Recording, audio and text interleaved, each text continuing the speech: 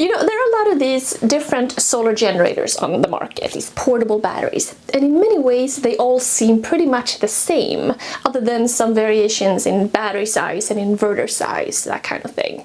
Now today we're going to look into a new portable power station. However, this one is distinctively different from others on the market, specifically in one area: temperature.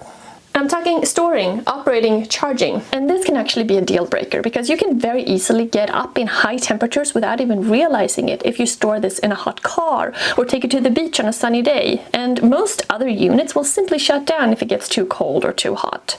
Now this one actually solves that problem for the most part. Let's take a look at the Titan 1200. So the Indiegogo campaign, and you know, I love testing out brand new interesting products that are just going on the market, Kickstarter campaigns, Indiegogo campaigns, that kind of thing. The Indiegogo campaign just went live, so if you want to check out this unit, there's a link in the description below. So what do we have here? Okay, we have a portable model, pretty light. This is 20 pounds or 9.2 kilos, something like that. Cute look, white, pretty sleek and clean in terms of inputs and outputs. We have AC outlets on the side and the DC options in the front here. A light display, one input for charging, whether you're using solar or regular AC charging. We have a fan inside. You can see the fan right here.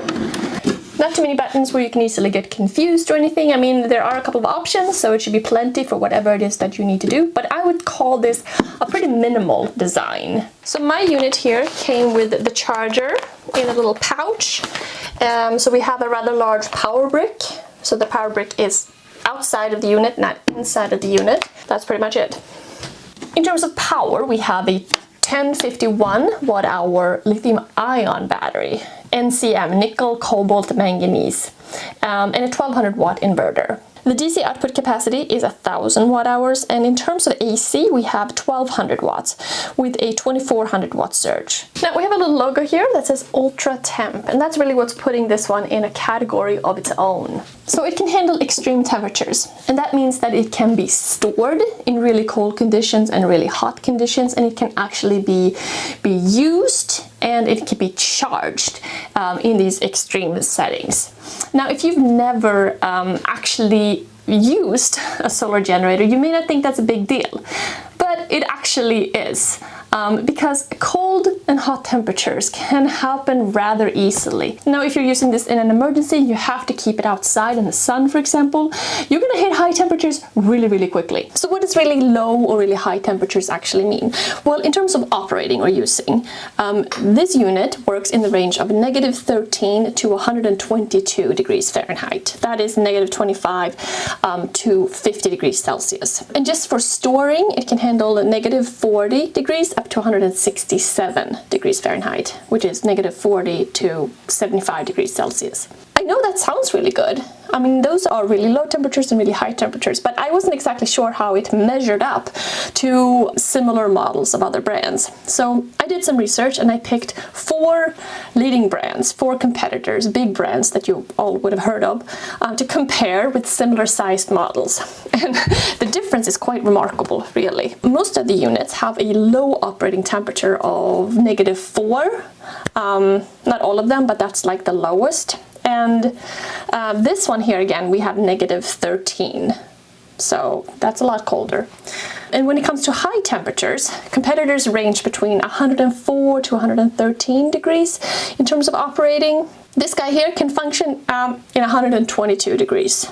Again, a big difference. When it comes to storing, and sometimes this information is hard to find, not all brands share this information, their general range seems to be somewhere between -4 and 14 degrees. Whereas the Titan can be stored in -40 degrees. -40! And in terms of high storage temperatures, most of the units sit around 113 degrees. Whereas this guy will go up all the way to 167. Do you know how hot 167 degrees is? That is like the temperature that you want to cook chicken at. Or are you familiar with like a Scandinavian sauna? That usually is around 160 degrees, not the infrared stuff, that's lower. the real saunas, 160 degrees. So just kind of picture going into a really hot sauna. Well, that's what this can handle in terms of storing.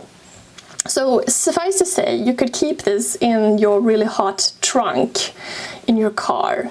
Or you could keep it in an unheated shed on your property in the middle of winter, and it should still work, you know, without any issues. I don't know exactly how they did it. I mean, how did they design it this way? Let's think about it for a second.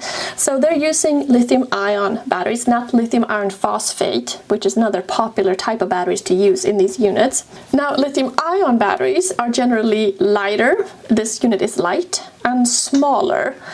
Let's see, I got a flashlight here. This right here is a lithium-ion battery. This is 3.6 volts.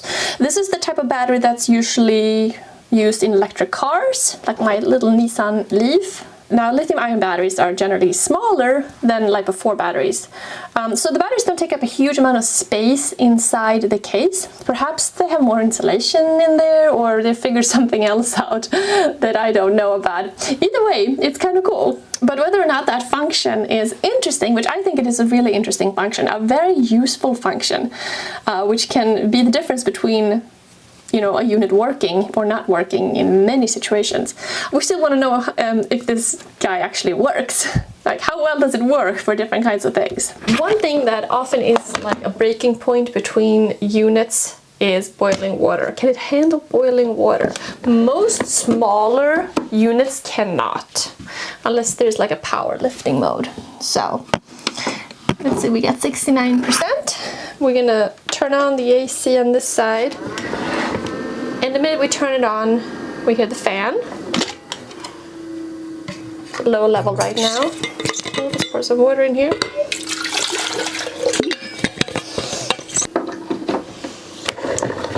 So 12:45, 12:44. So this is a high mount now. 12:43.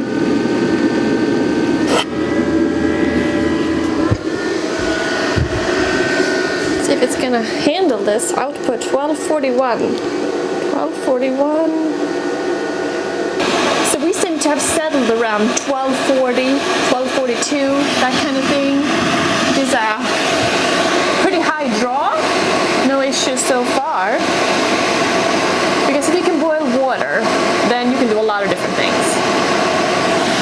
You don't have to be so concerned about just using low-powered devices.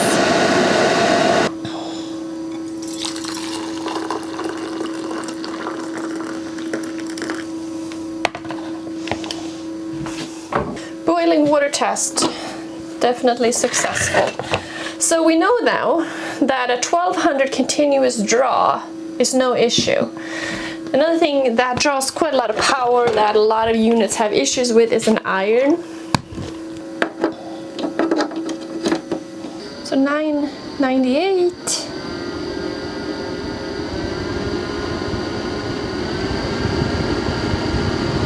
$9.97.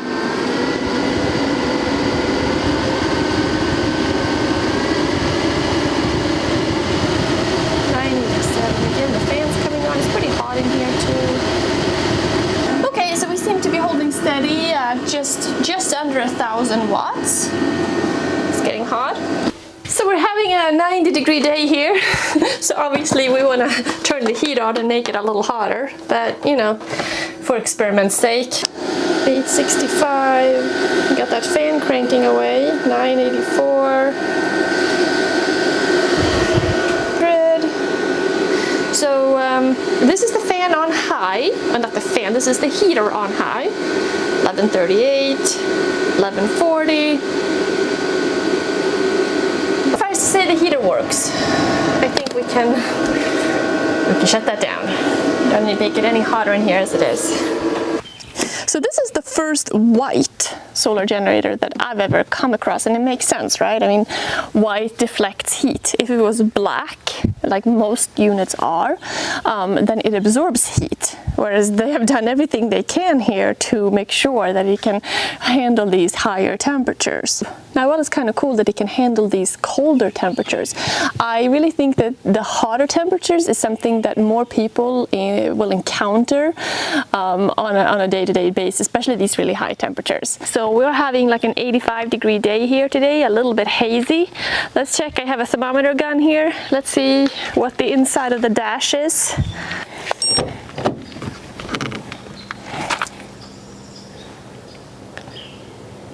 .57.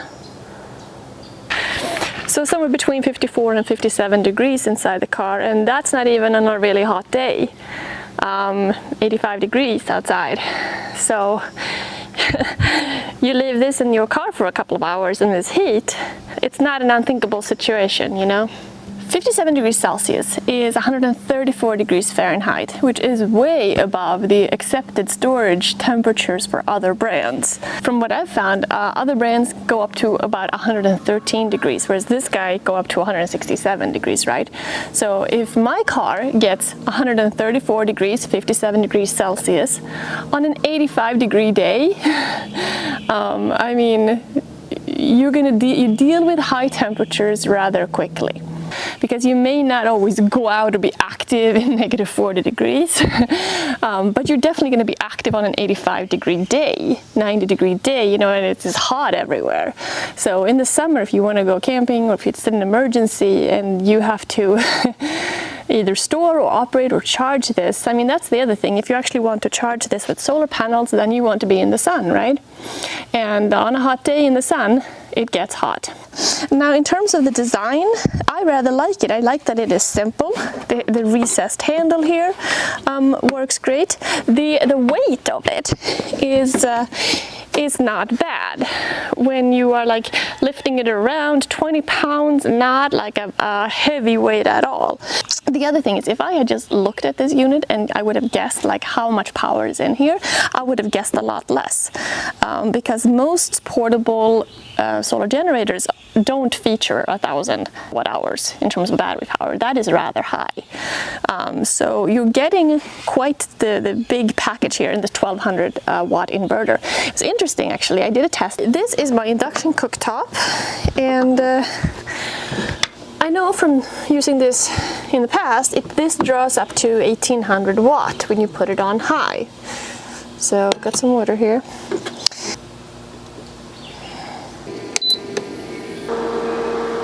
Three, 4, 889.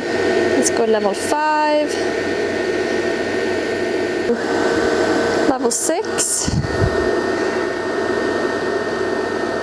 14. I know that this induction cooktop will draw 1800 watts at its highest level, but here it will only draw like 1400 watts. If I go to level 7, 1435, level 8, 1434. So I think it's just capping it. It's just staying at that level. It's just not bringing it up any higher. So to me, it seems like there's a built-in system to make sure it doesn't overload. And the thing that's the loudest in here is really the fan, right? To make sure that it doesn't overheat or anything like that. So now we're down to 48%. So there are 3 different ways that you can charge up this unit. You can do AC, you can do through the car, or you can do through solar. This company's here, this brand's Arkpax. This is one of 2 units that they have. They also offer another unit, and the feature on this one is temperature, right? The feature on the other one is waterproof. You can actually dunk it in water. It's built to be protected against that. So if you're out on the ocean or whatever, that's kind of a cool concept as well. Of course, today we are testing out this guy right here. One of my favorite uses for a unit like this is when you do construction away from power. For example, we've been working on the playhouse here, and it's so useful to have a unit like this when you want to recharge your battery powers, when you want to top up your compressor, when you want to keep a fan going, when you put lights on, that kind of thing. Anyway, you can see how the weight here is not really an issue. One thing that I'm always curious about when I'm testing out a new solar generator is how loud is it to charge up? Is there like a constant fan that keeps going? Because if so, that can be rather frustrating. Now I'm standing right next to it, it's charging, and there's no sound at all. I mean, if there's an occasional fan that comes on, that's fine. But I do find it rather frustrating if you're in a small space, you have to charge up your unit, and it's just like a constant loud fan. There are lots of units that have that issue. Now, another thing to keep in mind here is that this power brick here is rather large. And that's one reason why this unit is kind of small and light, because they have designed it in such a way so that the brick is not inside here. Some units have the brick inside, so it's kind of like a personal preference what you prefer. I kind of like it being outside of the unit, because that way you are not carrying around that extra weight. In terms of charging this up, this can bring it up to 300 watts through the AC, and I believe 200 watts through solar.